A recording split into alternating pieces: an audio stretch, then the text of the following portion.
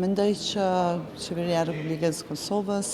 ka pas një bashkëpunim korrekt institucional me presidenten në raport të kryerjes së detyrave dhe përgjegjësive që i kemi pas të dy palët. Në këtë linjë tashmë ka përfunduar mandati zonjës Osmani si presidente, kemi zonjën Albulena Haxhi ushtruese të detyrës së presidentes dhe në këtë fazë konsideroj që është e rëndësishme që të vazhdojmë punë, ndërkohë që si kuvend të gjejmë zgjidhjen për presidenten e re të Republikës së Kosovës, ndërkohë që për analizat detajuara mendoj që do të kemi kohë tutje të flasim.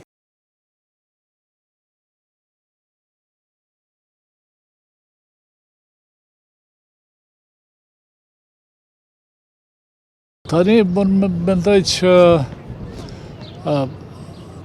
mandati i saj në fillim ka qenë për Kosovën shumë pozitiv, sepse një femën, një gru, një non dhe një intelektuale është bërë presidente e Kosovës pas, dhe thënë, problemet me të kalumen. Sidoqoftë, ajo është përpjek me kry detyrën si që ka menduar vetë, por kur njeriu ka një detyrë shtetërore, nuk mundet me ndërtu gjithçka si që dëshon vetë, por duhet me ju nënshtru disa proceseve të cilat janë të domosdoshme. Janë të domosdoshme për të arrit me kry detyrën e vetë, në përputhje me kushtetutën dhe ashtu siç është dhe për çka është zgjedhur, si ka premtuar. Tani, s'kisha me thënë që nuk ka bërë përpjekje, por është ndesh dhe ka qenë mendoj e pafuqishme për të ndërtu politikën e vetë. Dhe nuk ka bërë asnjë përpjekje për të ndërtu politikë shtetërore, por angazhimi i saj ka qenë më shumë profesional se sa si politikë shtetërore. Kur them këtë, bazohem në mënyrën dhe në qëndrimet që ka pas kryeministri dhe qeveria, dhe qëndrimet që ka pas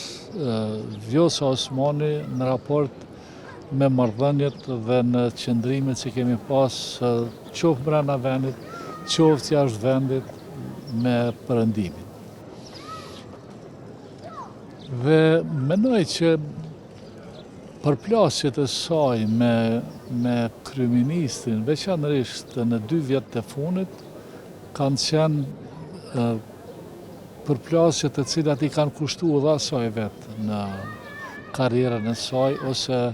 në mos propozimin e saj për të vazhdu mandati si president. Kosova nuk ka pas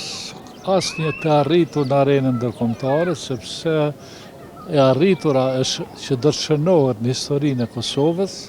nuk janë pjesëmarrja në konferenca dhe në vakina, por të arriturat shënohen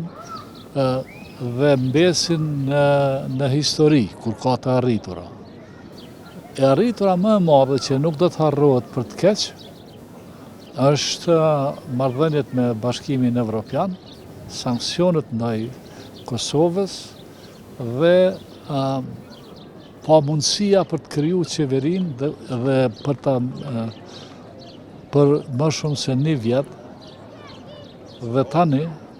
prap përshkohet në qatë variant. Unë nuk kam pa në një të arriturit, për shembull.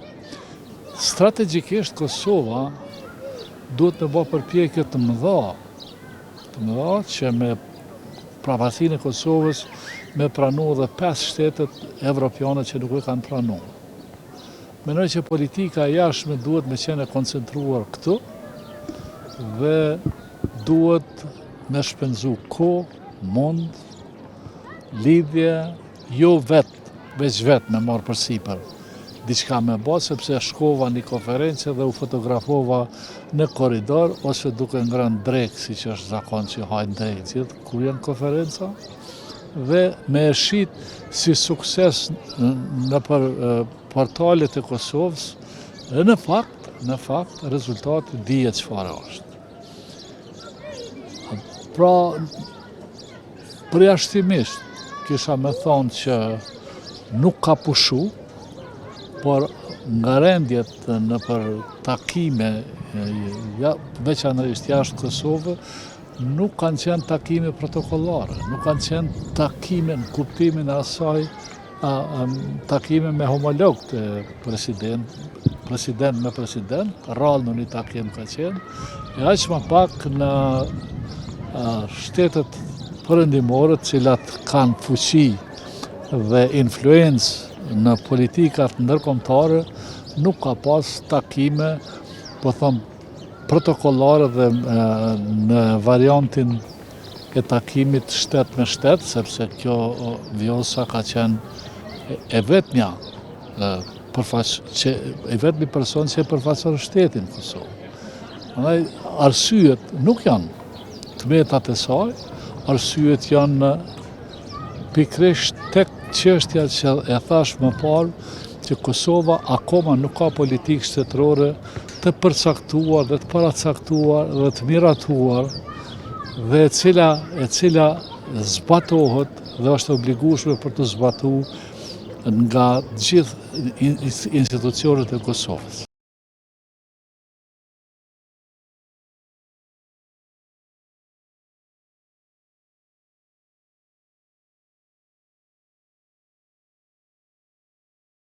Fillimet e para ne kemi pas hezitimet e tona, se normal o zgjedh presidenti prej votave të lëvizjes vetëvendosje, po normal edhe prej